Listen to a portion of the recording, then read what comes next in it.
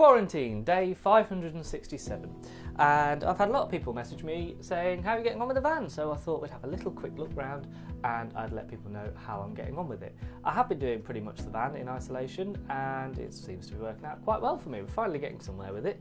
It has taken a long time. The van did go for an MOT a couple of months ago, feels like years ago to be honest, and it did not pass the MOT, but that's okay because I've done most of the work apart from the fact that it currently doesn't have a steering wheel, but I'm working on that.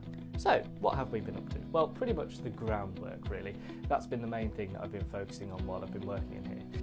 One of the first things I had to do was replace the old fluorescent tube lighting. These were old 12-volt tubes which I wouldn't have been able to replace, and to be honest the housings were a bit ugly. So I made filler pieces that went inside the roof, and then now we've got nice round LEDs that will be going in there. They use quite very little power. If you actually have a look, this is what they look like. So I'm looking forward to getting all those in. So there'll be two circuits of lighting. The first one, 7 lamps to light the cabin, and then additionally 1 lamp here for when you're coming in and out the back doors of an evening, and an additional one in the toilet space a little bit further down. While we're back here, I might as well show you this stretch carpet, which was the next thing I did. Now this stuff is great. It just comes as one piece of carpet. You glue it on both sides and then you can really get it into all the grooves and the spaces in the van, and it actually really neatly folds it around. So there's still a little bit of finishing left to do in the centre strip, but this carpet is great, and we've used some of that on the walls as well. As you can see, this will be lining inside the cupboards that will come out and go here.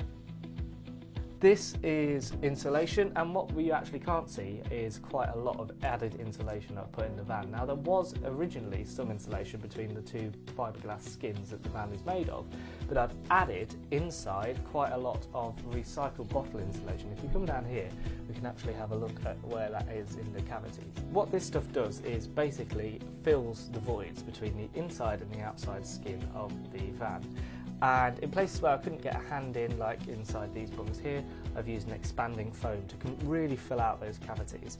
Hopefully that should keep the heat inside the van a lot longer. And what I'm working on at the moment is lining the van then with this foil-based, this is basically bubble wrap with foil on either side, and this provides a reflective barrier to keep the heat in as well, so that's good. As you'll be able to see running along the bottom, one of the next big jobs was to put in on the conduit and the pipework for the gas and the electrics. All the electrics will be running inside 20mm plastic conduit, which is the black stuff, and then the copper pipe that you can see works the gas.